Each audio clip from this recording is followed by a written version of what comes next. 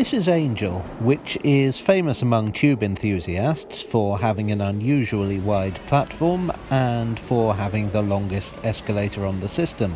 But that's not what I'm here for. Actually, I'm here to look for a totally different station.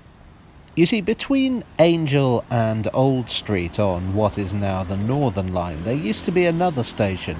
This was City Road. City Road was located on City Road, very near to City Road Canal Basin. There's a pattern to the naming conventions here. I don't know if you've spotted it.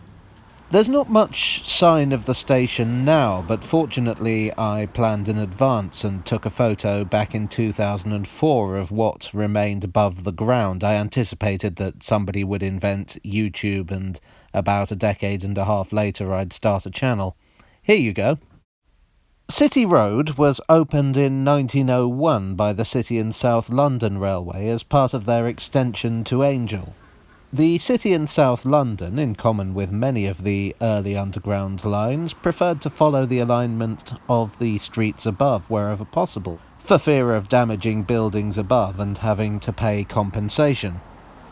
This seems overcautious today, but when this section opened, the Central London Railway was having real issues with vibration.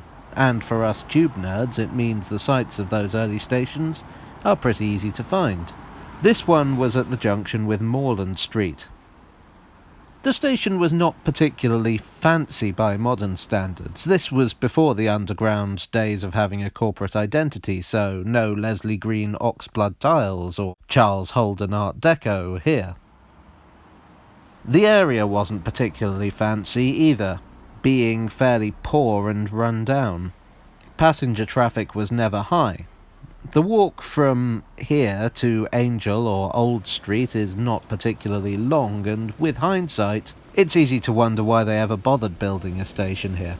Perhaps they hoped its presence would stimulate development in the area, and it would develop its own traffic. Perhaps they thought the presence of the canal basin would bring workers in. Or it might just have been a generally cavalier attitude to spending money. The City and South London would often be accused of that, having abandoned their original terminus at King William Street after less than a decade of operation. Whatever the reasoning behind it, the station was never a success. In fact, by 1908, the City and South London were already thinking about closing it. In 1913, it was taken over, along with the rest of the City and South London, by the Underground Electric Railways Company of London.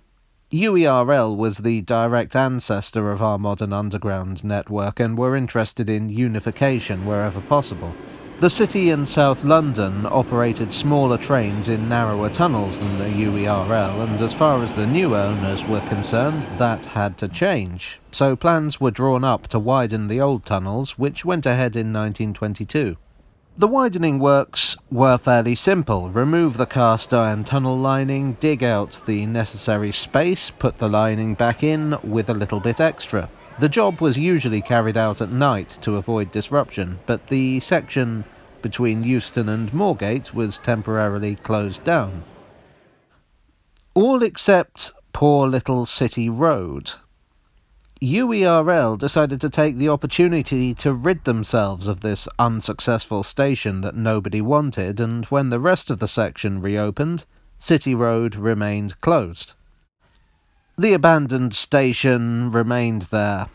Like many other such stations, it was converted into an air raid shelter during the Second World War, opening in 1942. The building was eventually demolished in the late 60s, with parts of the old building being incorporated into a ventilation shaft. In 2016, this too was demolished for a new development, this red thing. This is the Bunhill 2 Energy Centre, and it's quite clever. It takes waste heat from the underground, and if you've ever used the tube in summer, you'll know there's plenty of that, to provide heating and hot water for buildings in Islington. It's an environmentally friendly scheme and believed to be the first of its kind.